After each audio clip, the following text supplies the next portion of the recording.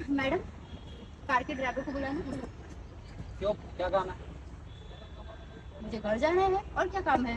हाँ पे, घर जाना है ना, सामने जा और वहां से ऑटो कर और निकल। तेरे को पता है किसकी कार है?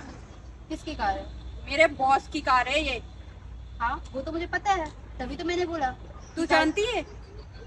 हाँ, मैं जानती हूँ, तभी तो मैडम बोल रही ना कि कार के ड्राइवर को बुला लो, क्योंकि मैं फोन लेके नहीं आई हूँ।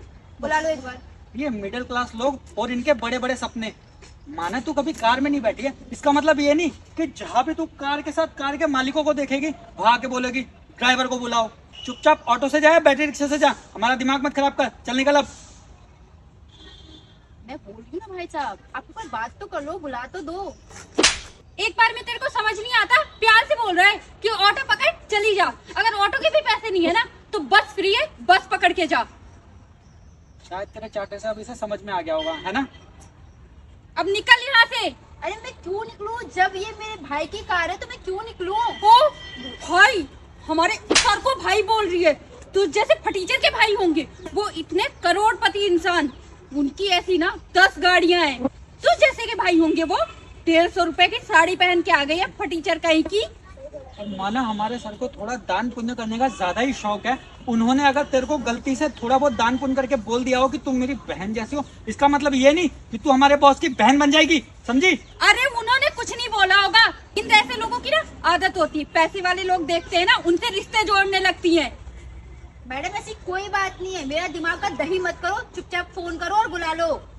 मैं फोन लेके नहीं आई हूँ, इसलिए बोल रही हूँ। इसके दिमाग का दही कर रहे हैं हम लोग। फोन तू लाएगी भी कैसे? फोन लाने के लिए पैसे होने चाहिए, जो तेरे पास नहीं है। चुपचाप निकल जा, वरना जूता उतार के ना इतने जूते मारूंगा, इतने जूते मारूंगा ना, तेरी अकल है ना ठिकाने आ जाएगी।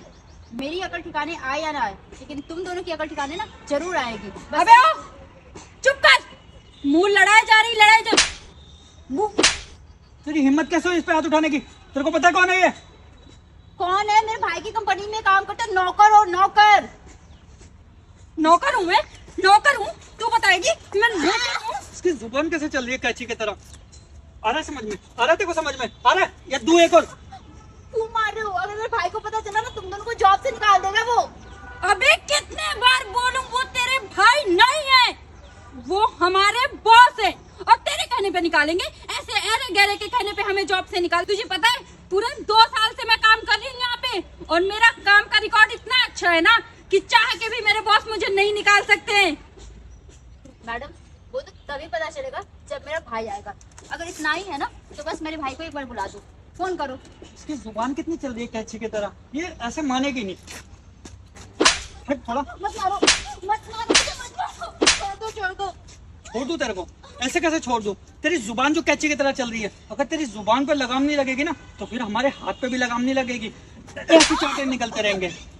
मेरा मन कर रहा है ना इसके बाल पकड़ूं और इसको ना यही लड़ा के मार दूं। तुम मन पूरा करना, लड़ाई से। सही कहा। हाँ, मैडम छोड़ दो, मैडम, मैडम छोड़ दो। आया मजा। एक और चीज दिखाओ तेरे को। भाई, मेरे भाई को बुला लो, मेरे भाई को बुला लो।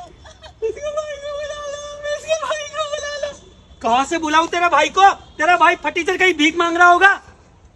तुम लोग एक बार अपने बॉस को फोन करो।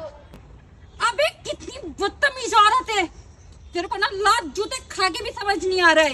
एक काम करते हैं, बॉस को बुला लेते हैं, थोड़ी बेइज्जती बॉस से भी करवा देंगे इसकी।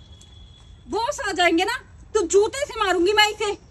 हेलो सर, एक बार ये गाड़ी की पार्किंग के पास आ जाइए। आई नो सर, आपका शेड्यूल बहुत बिजी है, बट 2 मिनट के लिए आ जाइए, थोड़ा अर्जेंट है। ठीक है सर। मेरे बॉस ने मुझे बोला अगर कुछ अर्जेंट नहीं हुआ ना तो मेरे लिए बुरा नहीं होगा, और अगर तेरी बात झूठी निकली ना तो मैं नहीं जानता कि मैं तेरे साथ क्या करूंगा।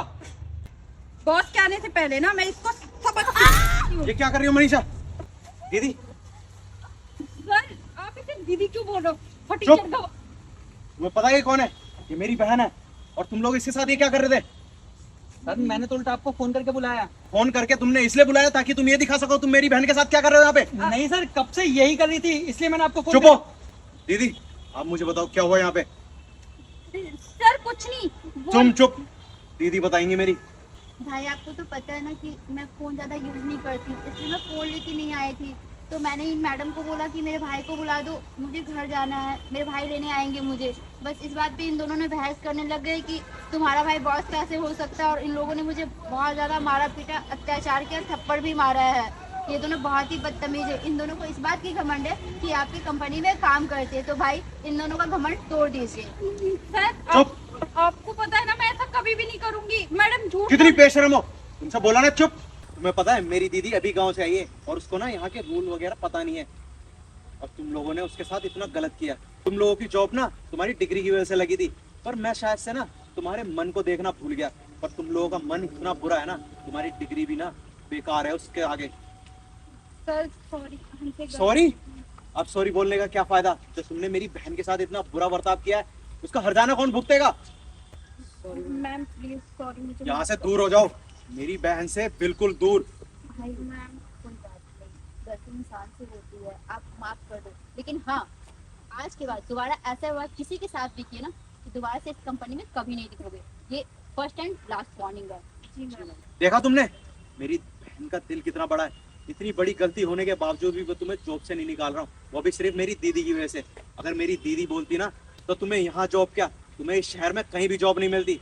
और वैसे भी तुम्हें एक बात बताऊं, मुझे तो यहाँ 2 साल हुए, मैं तो यहाँ अपना कारोबार करने आया था। भगवान की दया से मेरा कारोबार बहुत अच्छा चला और इसीलिए हम आके शहर में शिफ्ट हो गए। और मेरी दीदी भी अभी आई है। मेरी दीदी सभ्यता और अपने देश के संस्कार को फॉलो करती है, ना कि तुम दोनों की तरह जो कि वेस्टर्न कल्चर को फॉलो करते हैं।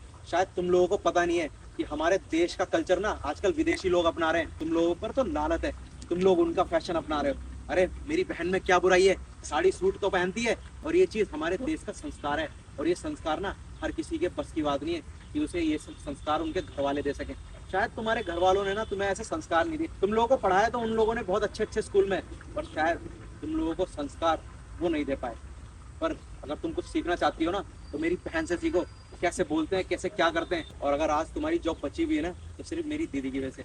अगर आज के बाद ये गलती इनके साथ तो छोड़ो, अगर किसी गरीब के साथ भी करी तो तुम्हारी जॉब तो दूर की बात, इस शहर में तुम्हारी कहीं भी नहीं लगेगी। याद रखना ये बात।